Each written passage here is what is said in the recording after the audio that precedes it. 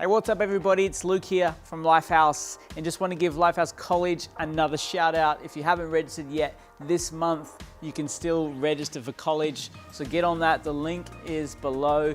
Join us, we've got like 300 students in college now. Big community online, lots of people, lots of single people. So you jump on there, you could find the love of your life and also learn a whole bunch of amazing studies.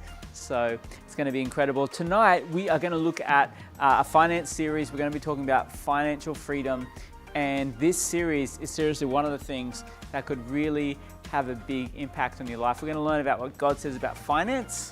So get ready to take some notes. Seriously, tune into this because it's going to be incredible, life-changing. So here we go right now. Let's talk about financial freedom.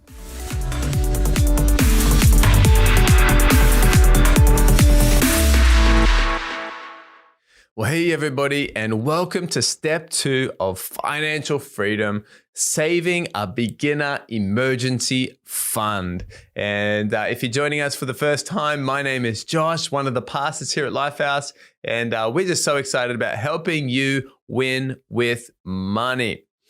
Saving a beginner emergency fund, step 2. What is a beginner emergency fund? Well, this is where we recommend in step 2, after making a budget, planning out your finances, step 2 is setting aside about $1,000 for a rainy day fund.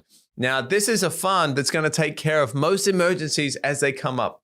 Maybe your car gets a hole in the tire, or your bicycle breaks, or your phone breaks, you lose a phone, or something happens. Instead of going into debt, instead of spending money on your credit card, instead of going into mother-in-law debt, or instead of asking your parents for money, or borrowing against something, you have enough money to cover a minor expense. And we find that this beginner emergency fund covers maybe 95% of most emergencies. Most emergencies are not bigger than this. Now, there are going to be some emergencies bigger than this, and we're going to look at that in the next steps. But this is a fund just to cover those little things that come up in life as we're going through and getting out of debt. And I want to encourage you, put this somewhere that you can't access easily, so that you won't be tempted to spend it, on a holiday or that iPhone. So you put this in an account maybe that doesn't have internet banking, or maybe doesn't have a card attached, because if easily accessible, it's easily spendable. So put it somewhere. Don't put it under your bed, of course, you may lose it. Now, Proverbs 21:20 says, "The wise store up choice food and olive oil, but fools gulp theirs down." I want to ask you, what do wise people do with their money in a good season? Well, Proverbs 21:20 says they store up food and olive oil. So in a good season, it's good to go ahead. It's good to have margin, and it's good to store up for a rainy season. I want to ask you today, maybe you're listening or watching, do you need plastic surgery? You may say, what? What are you talking about? I thought this was a financial freedom course. Yes, I'm talking about spending money on plastic. Maybe you've got trouble. You spend too much on your credit card or on your debit card. Maybe you need some surgery. You need to cut them up. Do you need plastic surgery? I would recommend, if you have trouble spending on a credit card, you need to switch to a debit card. And this is where the money comes directly from your bank account. This also helps with budgeting, and you can actually spend the money that you have. With a credit card, you can see the money that you've spent, but it's like looking in the rear vision mirror. You don't have a good, accurate perception on where you're going, especially if you're just getting started. But you may say, but what about the points, my credit card points? Well, oftentimes stores and companies, they have a point system, but they're just trying to get you to spend more money at the store. You need to see it for what it is. Be wise, live on the money that you have in the bank, not on what you can repay in the future. And, speaking with different wealthy people and people who are doing well in business in different areas of their life, I've never heard a wealthy person saying, see this beautiful house and car and family and all of this wealth I have. See all of this wealth. It's all because of credit card points. I've never heard anyone say that. And so let's not live our life a point system or plastic or anything like that. Maybe we need some plastic surgery if you've got too many cards or different things, and live on your own money. Don't live on other people's money. Plastic versus cash. We live in an increasingly cashless society. And of course, we're not going to try and fight that. It's useful and it saves us time. But we need to know that a study by Dun & Bradstreet, they found that people spend 12 to 18% more when using credit cards instead of cash. And actually, McDonald's has said that its average ticket is $7 when people use cards versus $4.50 for cash. And so all of this, use your phone, use your card, just pay here, pay there. You don't feel anything. And so you actually spend more money than if you had to get that coin out of your pocket. Now, I'm not advocating that we need to go back to cash and hold on to cash, but we do need to realize that it's easier to spend money than ever. And that's why a budget is so important, because even if we're spending on plastic or on our phones or different contactless ways of spending, we need to have a limit to how much we're spending. But there is a heart connection. When we spend cash, something physical, it actually connects to our heart, connects to our bank. When we spend something on a debit card, we do feel that because we know the money's coming out of our bank. When we spend money on a credit card, it's almost like we don't feel it because we spend it, but it doesn't come out of our bank immediately, but you will feel it the next month when it comes out of your bank. And so let's be wise with that. Maybe you need some plastic surgery if you've got too much plastic in your life. So saving up a beginner emergency fund. So let's go ahead. Let's save up that $1,000 initially. Some other things we want to get into practice in this step is life insurance. Big question. People often talk about life insurance. Now, life insurance is a wise thing to take out. This supports anyone that relies on your income, for example, your spouse or your kids, in the case of your death. Whoa, we don't want to think about that. But when you die, if you've got people that depend on your income, they need money so that they can live because they don't have you to make an income anymore. So what we need to do, a recommended amount, is to take out insurance that's equal to 12 times the income that is needed each year. So for example, if our family needs $100,000 per year, we should take out insurance 12 times that. That would actually be $1.2 million of insurance. That would be a lot. But this means that in the case of someone dying and their family needed $100,000, they could invest that money, $1.2 million, and that could be invested, and up to 8% could be drawn out each year to live on, leaving a buffer for the investment of 4% to grow and also account for inflation.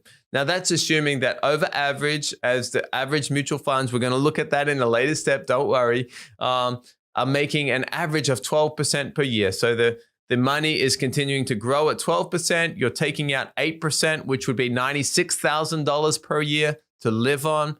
There's 2% maybe accounting for inflation, and there's a 2% buffer in case there's some down years or some up years there.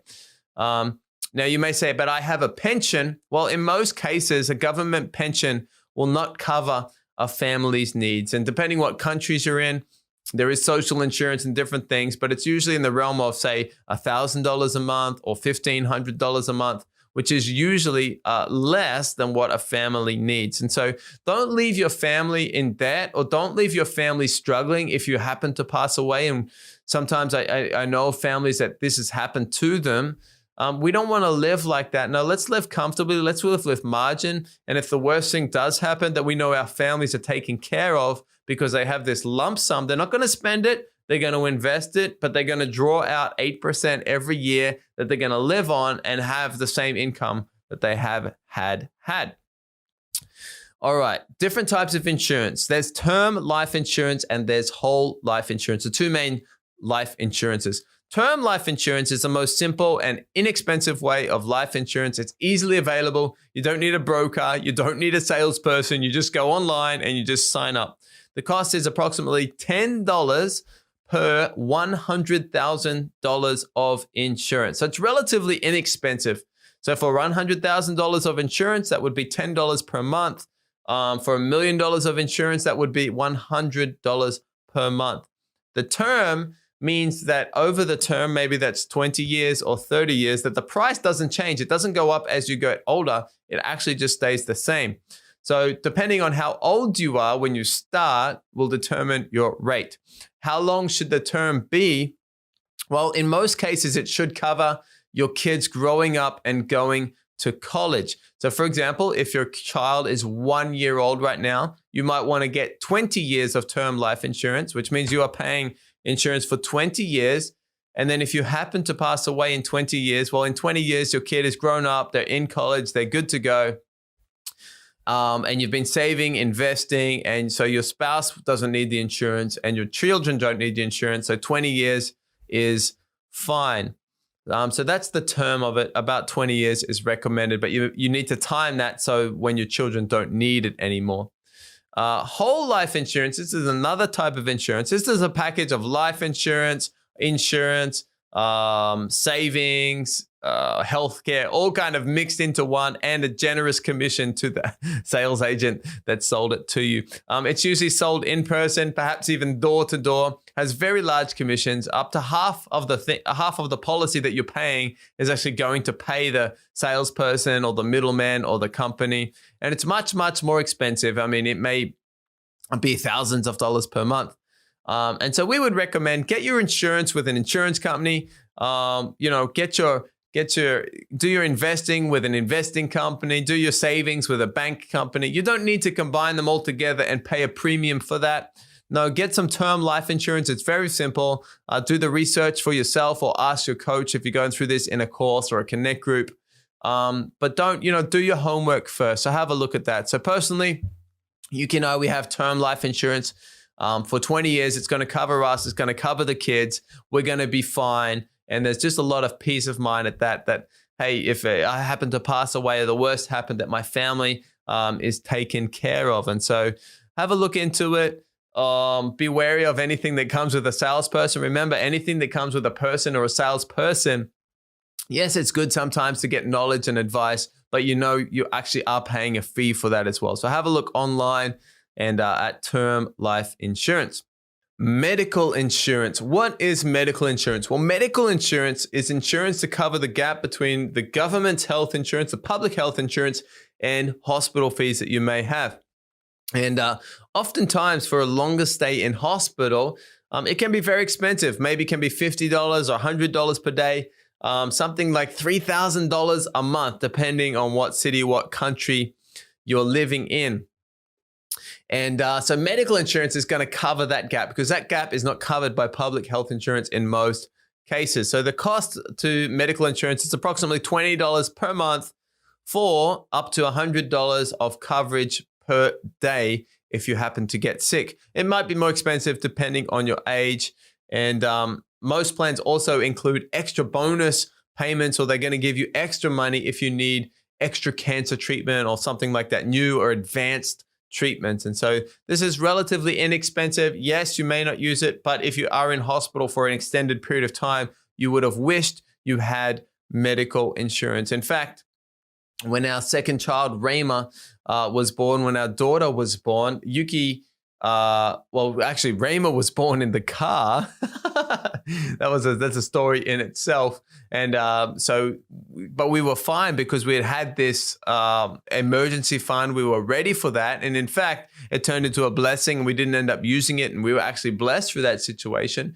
But also when our fourth child, Jaira, was born, the doctors told Yuki that she had to stay in hospital for a month before he was born. So Yuki was actually on bed rest in hospital for a month. And that was actually really expensive. It was about $100 a day or more that we were going to have to pay. But luckily, we had the medical insurance. And so rather than us paying that extra $3,000 bill for that time in hospital, the medical insurance covered all of that. And so there's peace of mind there. Would recommend medical insurance for sure. And the last insurance that we would recommend is long-term disability insurance. This is similar to loss of life insurance, but this is insurance to cover your loss of income in case you have an accident that prevents you from working.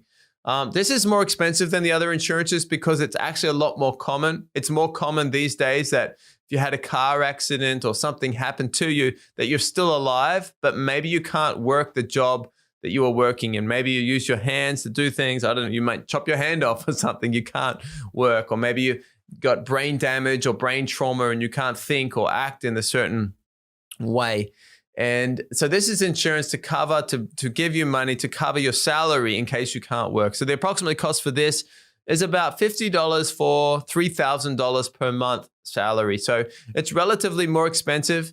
And it is more expensive depending on your age. But once again, it's a peace of mind insurance. Maybe you're not going to insure up to your whole salary. Maybe that's going to be expensive, but you do want to have something that, hey, if I get a disability, if I get in an accident, if something happens, well, there's going to be insurance that's going to pay me a monthly salary because I can't work if that happens. And so these are the three insurances: term life insurance, medical insurance, long-term disability insurance. Let's get those into action during this step. And let's also save up our beginner emergency fund of $1,000.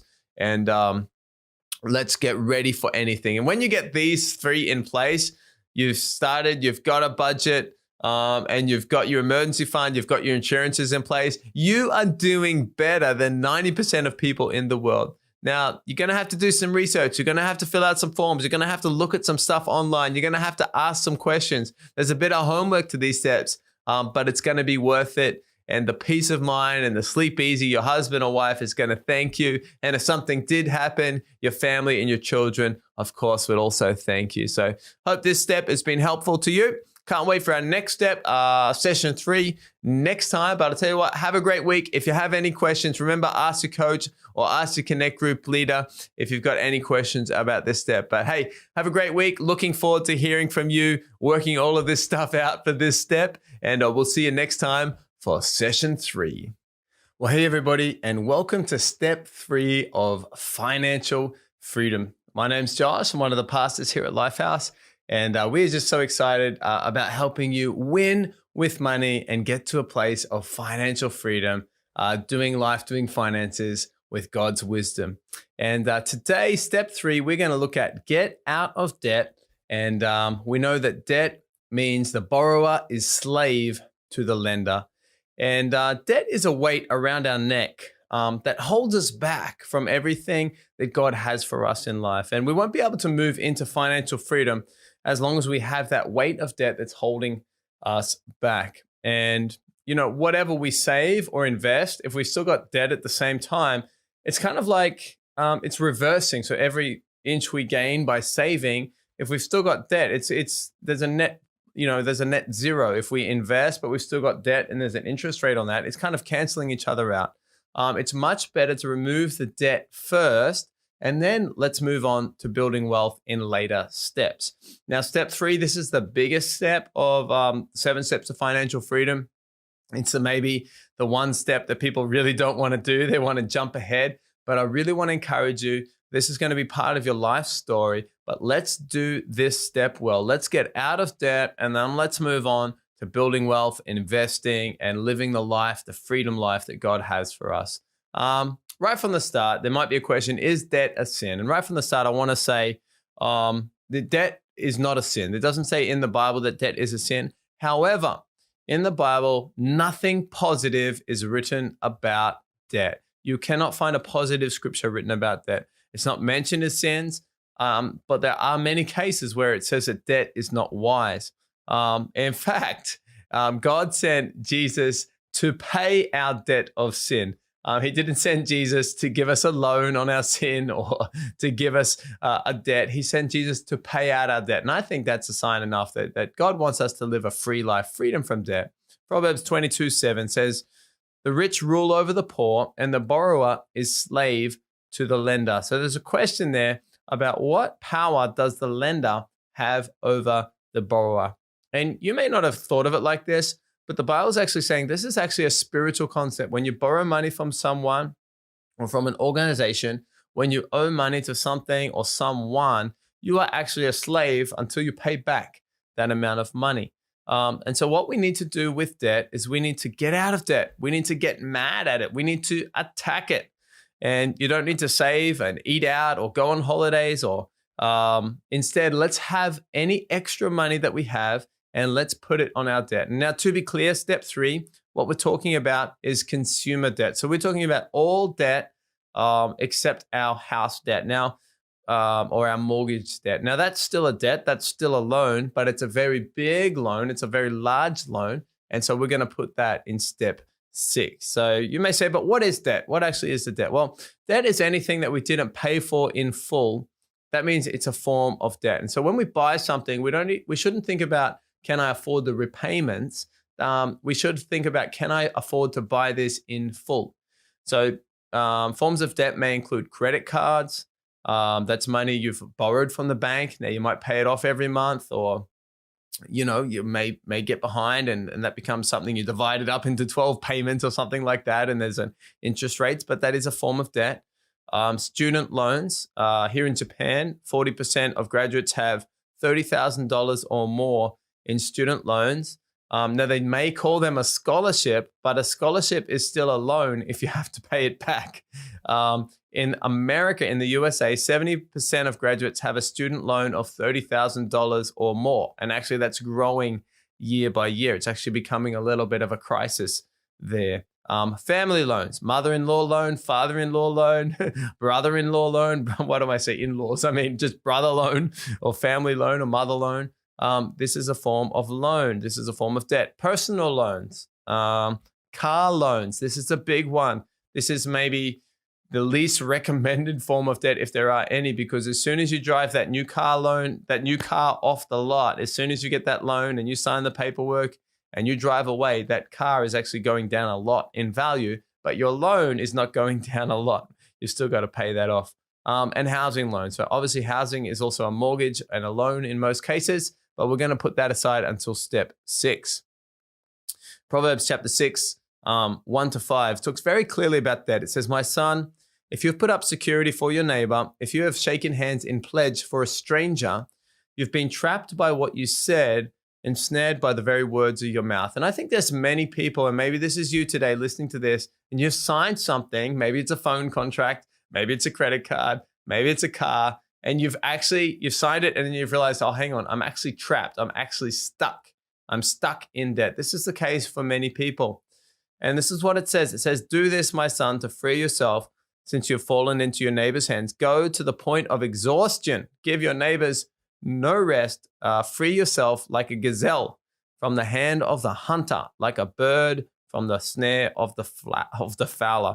And I don't know if you've ever seen a gazelle running away from a lion, but a gazelle, it runs, and it changes, and it just gets out of it, does whatever it takes to escape. And as a kid, I tried to catch birds before. I've never caught a bird. It's very hard to catch a bird because if you put a box on a bird or you do grab a bird, it's going to worm, it's going to grab away, it's going to fly, it's going to do whatever it takes to get out of it. And this is a picture that God is painting when we're in debt. If we owe money to someone, we should be doing everything we can to get out of that. We shouldn't be putting aside money to save or invest or eat out or go on holidays. We should be, let's get out of this debt and then let's enjoy our freedom life. There's an old saying, like, if you're in debt, the only time you should be in a restaurant is if you're working in the kitchen. If we've got debt to pay off, we should be doing everything we can to get out of that debt, and not just taking it easy and relaxing, because the sooner we can get out of debt, the sooner we can start investing and saving and giving and live the generous life that God has for us. So how can we get out of debt? Well, Dave Ramsey, one of the world's foremost experts in financial planning, and he's a good Christian guy, he recommends something called a debt snowball. What a snowball is you start on top of a mountain, the debt snowball, and imagine you've got a snowball and you roll the snowball, it picks up more snow, and as it rolls, it gets bigger and bigger and bigger and bigger until it turns into a huge snowball with momentum. This is what we want to do with our debt. We want to make a debt snowball. So we've got to list out all of our debts from smallest to largest. Don't worry about the interest rates. That's just going to complicate things. Some people think about debt and about finance in terms of interest rates and savings and maths, and that's all good. But what's going to get you out of debt over maybe 1 year or 2 years is you're going to get mad at the debt. The math is not going to get you mad. The math is going to cause you to delay things or change things. You need to get mad at that debt. So forget the interest rates for the time being. Let's list out our loans from smallest to largest and start to pay off everything you can on the smallest loan. And then on the other loans, we don't forget them, just pay the minimum on the other loan. So if you've got a smaller personal loan or a credit card loan. Let's start paying everything off that, and then let's clear out that first debt. Everything left over from our budget, let's put on that first debt and let's get rid of that. Once that's done, you transfer that amount that you were paying onto that onto the next one, and you focus on the next one and you get rid of it. And then the third one, and you get rid of it. And maybe something like university loans or something like that is going to be last on the list. But as you get rid of debts, you're going to feel good. I believe you're going to step into more of God's blessing, and you've got this momentum going where, hang on, I can do this. And maybe what seemed like it was going to take 1 or 2 years, suddenly you start to get momentum going and you're feeling good and you're hitting that debt and you're finding extra money or working another job or a side hustle, and you're knocking out all this debt that could be holding you back. Debt snowball is about momentum. So it's less about math, more about getting mad at your debt and starting with the small victories that are going to lead to a great momentum. So you might say, well, when can I be debt free? Well, to calculate how long until you can be debt free, just get your total debt and divide it by your monthly savings. So if you have $10,000 in debt and you're able to save $100 a month, that's going to take you 100 months to get out of debt, which is going to be about 100, about 8 years, I guess. Now you need to be saving more. If you've got $10,000 in debt and you can save $1,000 a month, get a second job, do something like that. You're going to be out of debt in 10 months. And now many people maybe have a debt of $20,000, $30,000, $40,000 student loan. You've got to say, how can I get that $1,000? How can I get that extra $2,000 a month to pay on my loan? And most people that we talk to, most people that we coach, most people that we help in a Connect group can get out of debt in 1 to 2 years. And so if you feel like, well, this timeline is too long, or maybe I can't do it, you need to either adjust your budget, get a second job, or feel free to talk with someone, a pastor or your Connect group leader, and say, could you give me some advice on this? I remember for Yuki and I, my wife Yuki and I, we were married. We just started to have children, and we were looking at buying an apartment. And we saved up money. God had been blessing us, and we'd saved up money to buy an apartment, to put a deposit down, and to get a mortgage on an apartment. And just when we were about to sign the paperwork, I felt God speak to me about looking at my old university loan, my student debt. And I hadn't thought about that in a long time, because I was from Australia, lived in Japan, and Australia had an agreement that if you lived overseas and you weren't earning money in Australia, then you didn't actually have to pay off your student loans. And it was a loophole many Australians were using. But then I looked into that, and actually at the end of that year, they were going to make a law to say, even if you're living overseas, you need to pay back your student loans. And I felt more than that. I felt God say, before you buy the house, I want you to pay off your student loans first. And so I got the password, I logged in online, and I was surprised that my student loan that was $20,000 had now grown with interest. Even just the 2% interest rate had now grown to about $30,000. I'd completely forgotten about it. And so I had to go to Yuki and I had to say, well, sorry, I didn't tell you this when we got married, but that university I went to, actually there was a student loan to that, and that money that we've saved for the house and worked hard and we've been saving for many years to buy that house, I feel like God is saying we should put that and pay off the student loan and then get into a place of moving into the house. And of course, Yuki said, yes, maybe not initially, and maybe it took a few days to forgive me, but we took all of our money and we said, we're going to pay off that loan, and we paid it off and clicked that button. I think it was on the last day of the year, December 31st or something like that. And I tell you what, as soon as we clicked that button, I felt so good. We felt so good. We just felt the peace of God, the blessing of God. And it was like there was a weight we had, or a weight I had on my shoulders that I didn't even know I had. But when I paid it off, it was like that weight lifted. And what happened? We thought, wait, maybe we're going to be set back a while for the house. Things were good with work at the time and with the business at the time. And we were able to get into that very same house that we were actually about to put the deposit down on. We were actually able to buy a dream apartment at that time. We probably need a larger apartment now with 4 kids. We only had 1 child at that time.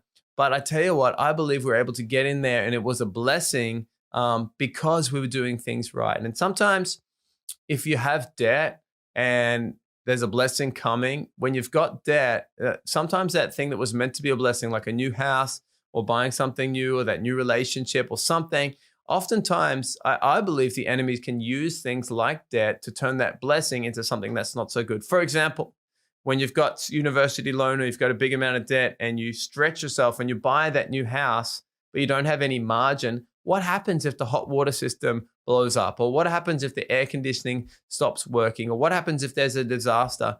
And if you're stretched too thin, suddenly that very thing that was supposed to be a blessing that God has for you as a blessing can turn out to be the opposite case. And so I want to encourage you, let's get out of debt first before we start investing, before we start buying a house, before we start moving on to these next steps, because that's the plan that God has for us. God wants us to be not the borrower. The borrower is slave to the lender. God wants us to be the head and not the tail. And so I want to encourage you in this step, why don't you list out the debts that you have? Now, don't be embarrassed or ashamed by this. Maybe this is just your first time learning about it. Look at your credit card debt, or look at your family debt, or your mother-in-law debt, or look at any car debt, or look at even your house debt at this stage, or your university debt for many people. Let's list it out and let's get on a plan that I want to get out of debt. I don't want to have this debt hanging around my neck until I'm retired or until I pass away. And I don't want to give this debt to my children. I want to get out of this debt now in this 1 or 2 year period of my life. And then I can move on to complete financial freedom. And I know it's strange, but there is a weight that's around us when we have debt that we don't even realize. But when we pay it off, I tell you what, people are so overjoyed. People are so happy. And I've never had so much good feedback. So many people come and thank me for saying, at first I thought this was a bit too much. At first I thought this was okay. I was doing okay. But then I got rid of the debt and now I just feel free. Now I just feel peace. Now I've seen the blessing of God come into my life in different ways that maybe I wouldn't have had unless I've been out of debt. And so I really want to encourage you, take this step seriously. It's the biggest step. Let's get out of debt in 1 to 2 years. If you have no debts, congratulations. Move on to step 5. But if you do have debt, or step 4, sorry, but if you do have debt, let's list it up. Let's be getting out of it. And if you need some help, talk with your coach, talk with your Connect group leader, or talk with a pastor and say, hey, this is my situation. This is where I'm at. Could you give me some advice on how I can move past this? So come on. Excited to hear your debt snowball stories. This is I believe when you get past this step, when you can do this, it's the biggest mountain, but when you can get through this step, you will feel so good. You'll have the peace, the blessing, ready to move into further steps. So come on, excited to hear from your stories. Come on, let's be getting out of debt. And after that, we'll see you in the next step, step 4. So have a great week and we'll see you at the next session. Hey, welcome back, guys. I hope that you guys absorbed a bunch of this stuff about financial freedom. And so good to learn about this. But if you don't know Jesus, hey, today you can know Jesus in your life. It's the best decision you will ever make is to invite Jesus into your life. He loves you, wants to come into your life today. And I want to just pray for you right now if you want to receive Jesus. Okay, so let's pray together. Jesus, we thank you. We believe in you today. Come into our lives. We'll follow you. Amen. Amen. If you just prayed that prayer, just a simple prayer like that, I believe God will answer your prayer. We'd love to help you out. So definitely send us a message. I'm sure there's a local pastor where you are who would love to get in touch with you and just help you walk that journey with following Jesus. Now, we actually have a bunch of these studies, all of what we're talking about tonight. We actually have Blue Book studies, so you can jump onto the Lifehouse app, and in there is the Blue Book where we use in our small groups. There's studies in there on financial freedom. I think there's 6 or 7 studies. Jump on there, check it out. You can do that with your small group. And next week we're going to be back talking about the next subject. It's going to be powerful, so make sure you tune back in next week to be part of more financial freedom. Now, if you want to give, please jump onto mylifehouse.com/give. Links are below. Choose your campus. Be a part of supporting your local campus, your local church. It's a great thing to support your local church. And we're really praying God's blessing over your life as you do that. So links are below for that. Let's be faithful and give and build the house of God together. Have an amazing week, guys. We'll see you back here next week.